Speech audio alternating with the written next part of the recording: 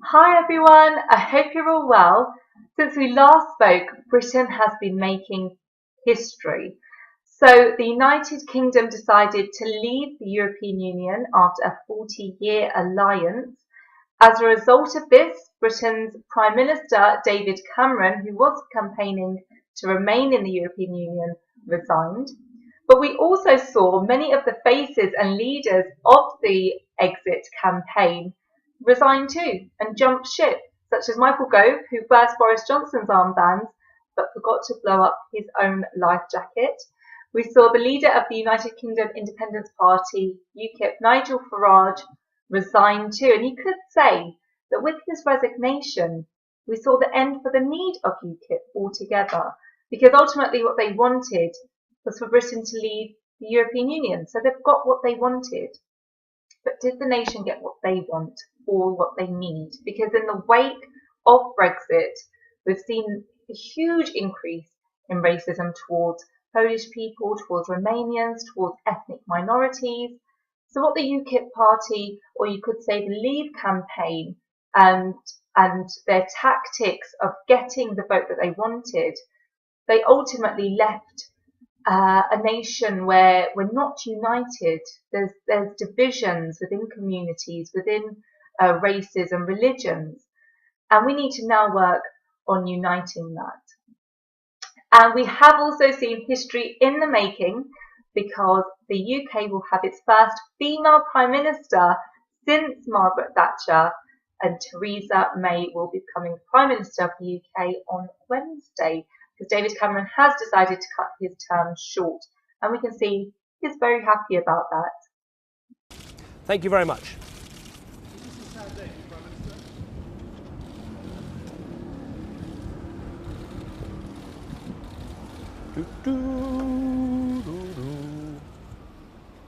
So there were two women in the running for Prime Minister, Andrea Leadsom and Theresa May.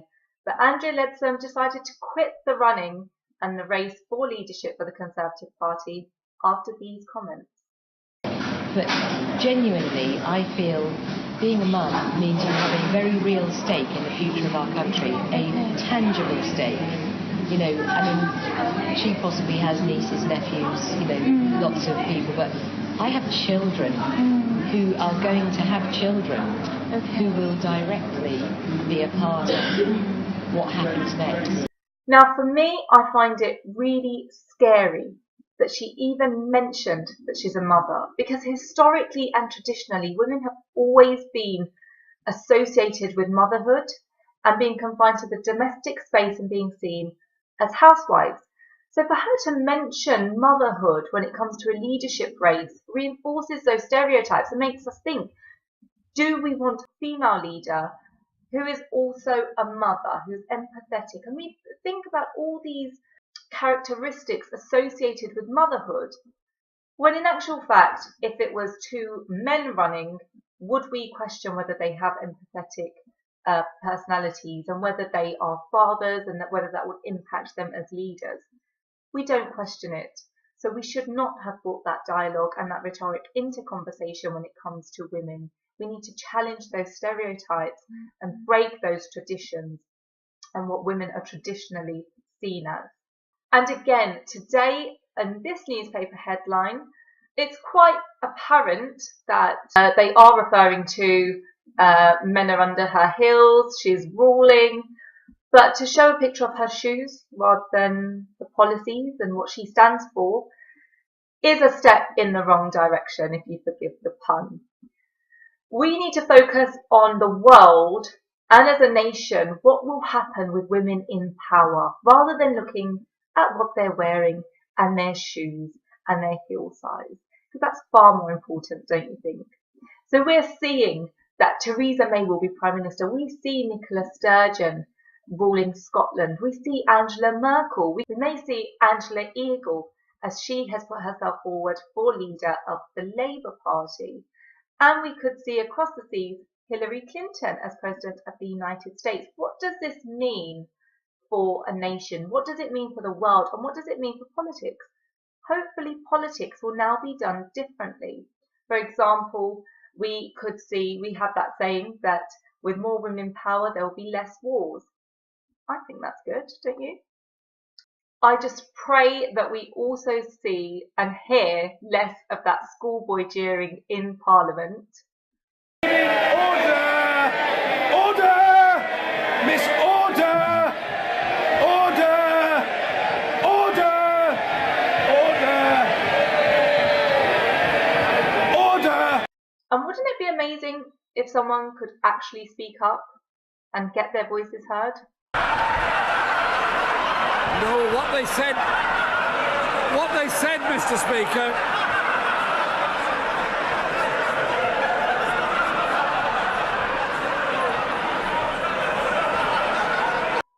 So with Theresa May becoming our next Prime Minister, we want to actually know, rather than her shoes, what she stands for as a Prime Minister. So she's the daughter of a local vicar. She studied at a local grammar school and then went to Oxford University.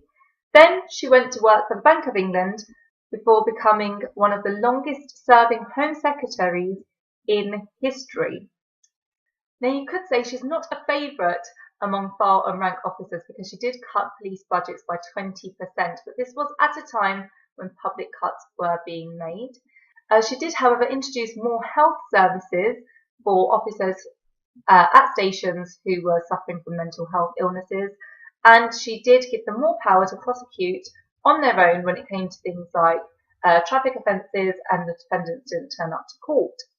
As Home Secretary, one of her core policies is immigration, and she has been trying to cut immigration. She hasn't met her targets though, but she does want to curb immigration and control it so that we create better communities with social cohesion and to take the strain off of public services.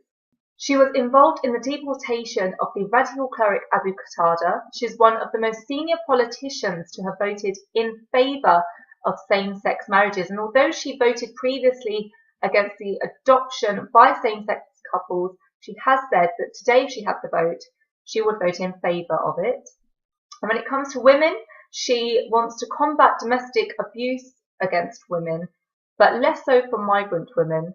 And when it comes to Sharia law, she is actually holding an investigation into how it works and whether it would coincide with the UK's single rule of law, because she's worried it operates to discriminate against women. So that's all the facts you need to know on Theresa May. I do want to quickly mention Black Lives Matter, because this for me is just, I just can't put it into words, that there is today in the 21st century discrimination against people because of their colour. Now, a black man, Philando Castile, 32, was killed by police in Minnesota. He'd been pulled over for having a busted tail light, and he was shot and killed by a traffic policeman. It is shocking that discrimination exists to this extent, and it's a complete injustice to have policemen on the streets who are racist. And of course, all lives matter.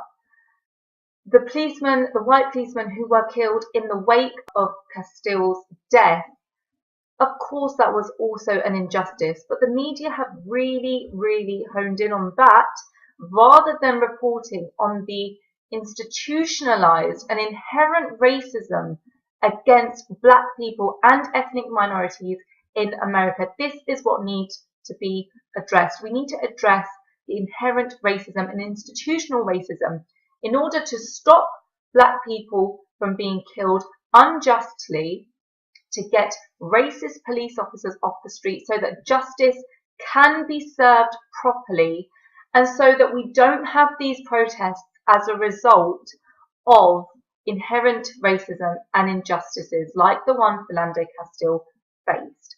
That is what needs to be addressed, not headlines like this. And to leave things on a happier and more cheery note, I would love to see more of this.